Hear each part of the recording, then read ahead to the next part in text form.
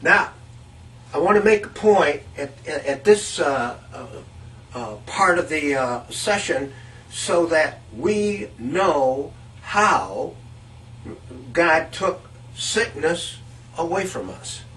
And we can see a picture of it in the Old Testament. The Old Testament is filled with pictures of what God's going to do through Christ.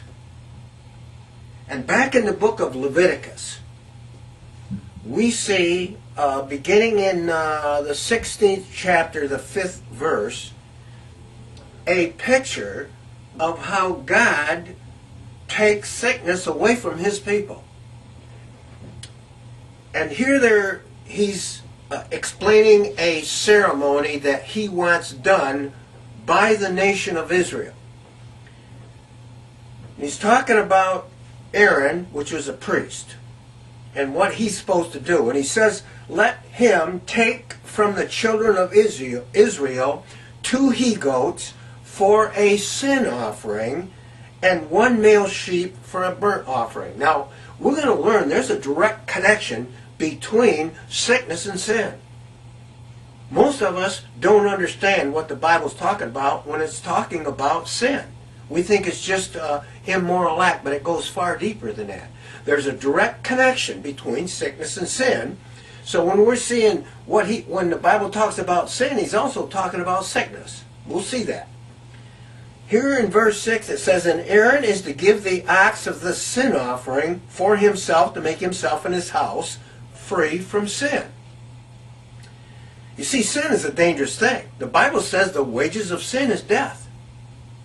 So God's telling His people how to eliminate sin from their house and from their families. Now, the Old Testament is different than the New Testament, but it's still the same principle. In verse 7, He said He is to take the 2 goats. Now, it's important we understand about these goats. And put them before the Lord at the door of the tent of meeting.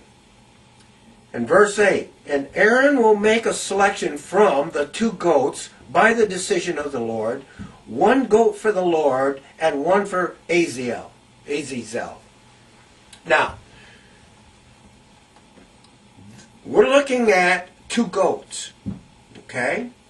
They're both going to be an offering for sin, but this is where the term scapegoat comes in. These goats are going to have to suffer the punishment from the sins of God's people. And we're going to learn that Christ was a scapegoat for us. This is a picture of what Christ did for us at the cross. Okay? So He had to select between these 2 goats.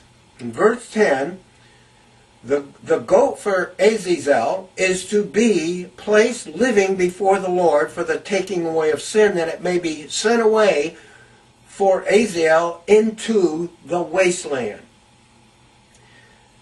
Now, verse 21, and Aaron, placing his 2 hands on the head of the living goat, will make a public statement over him of all the evil doings or the sin of the children of Israel, or of God's people, and all their wrongdoings and all their sins, and he will put them on the head of the goat and send him away.